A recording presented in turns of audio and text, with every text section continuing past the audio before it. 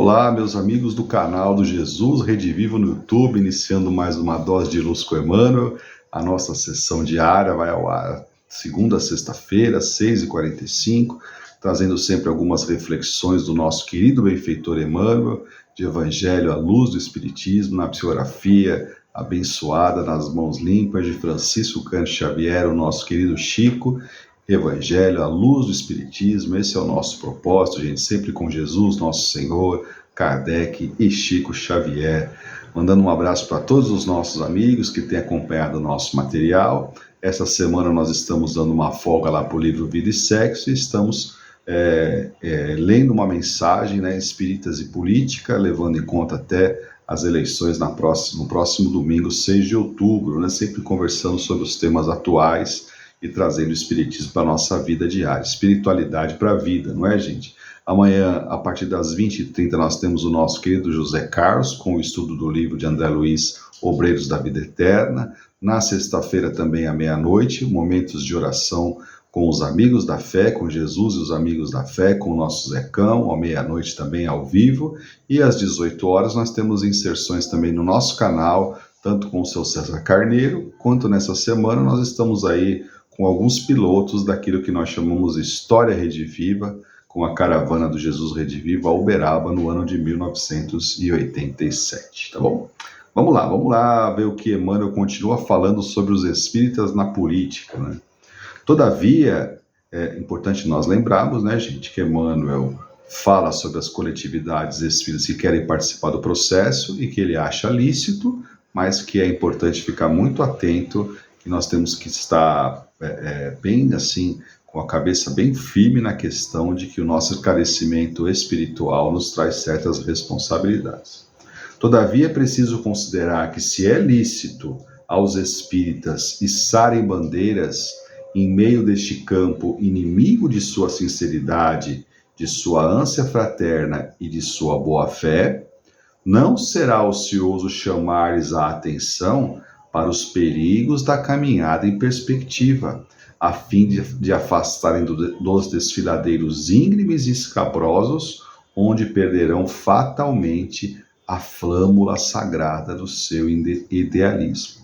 Requer-se todo o zelo de suas preferências pessoais nos quadros do partidarismo, procurando discernir a situação com clareza devida, evitando as ilusões perigosas que percorrem todos os departamentos das atividades do homem moderno. Então aqui Emmanuel já começa a pegar no nosso pé, né, gente? Porque ele vai falar o seguinte: é lícito os espíritas se enveredarem pelas práticas políticas administrativas no serviço ao bem comum, mas que ele vai se defrontar com um campo de atividades que é certamente diferente do que ele está acostumado nas suas lides diárias com a doutrina.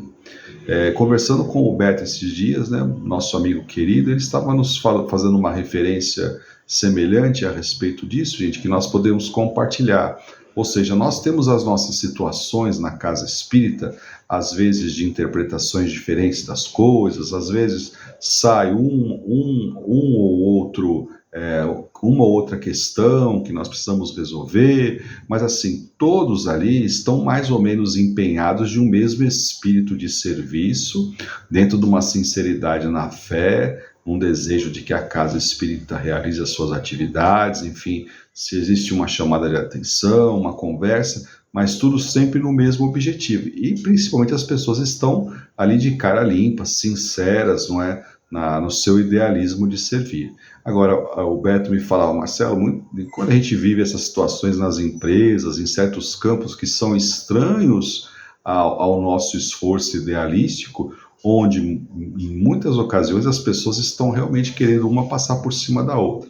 Então, quando você pensa num campo de batalha onde se desenvolve a política, não é? Nas situações em que nós vemos as pessoas muitas vezes ali envolvidas em atritos gigantescos, como é que nós, na condição de espíritas, vamos transitar neste espaço sem perder esse idealismo, essa flâmula sagrada, bandeira, né? Flâmula, bandeira sagrada do nosso idealismo, né? A pessoa tem que ter um zelo muito grande, que é o que Emmanuel vai falar, não é? Porque para discernir tudo isso com clareza, tirar todas essas camadas, não é? Para que possa agir realmente dentro do bem, é muito complicado, porque são profissionais da área que estão ali com interesses dos mais diversos, né? E onde muitas vezes não passa essa sinceridade com a qual nós procuramos lidar com as coisas, os religiosos em geral e nós espíritas em particular. O grande problema, por enquanto, diz Emmanuel, ainda não é o de espalharem nossos irmãos pelos arraiais políticos, desejando transformá-los sem o concurso do tempo. Então, aqui Emmanuel já fala assim, que nós acreditamos que é bem aplicável ainda aos nossos dias. Não é o fato de nós colocarmos companheiros nossos de ideal espalhados pelos mais diferentes postos da política. A questão não é essa, não é exigindo que a gente possa se transformar muito rapidamente para poder enfrentar essa situação.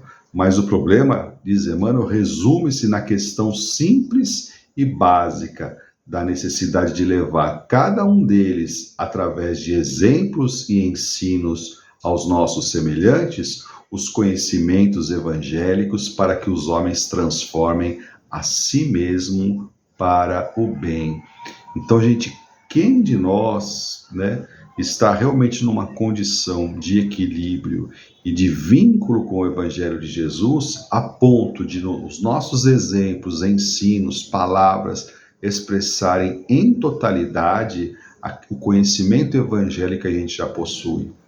Então nós estamos amadurecendo aos poucos com o concurso do tempo. Agora, qual de nós seria capaz de, com a nossa presença, influenciar estes grupos, muitas vezes, que estão ali, como já dissemos, com interesses dos mais diversos, tendendo estas pessoas para o lado do Evangelho? Então, quando nós vemos muitas denominações preocupadas em levar o Cristo para o domínio das questões políticas, nós ficamos pensando assim, onde o exemplo, né? Será que essas pessoas realmente vão ter uma índole e uma capacidade de uma conduta realmente irrepreensível para representar Jesus junto a campos complexos como o da política? Não é? Ou será que as pessoas também estão atendendo a algumas outras situações que nós não temos condições de avaliar?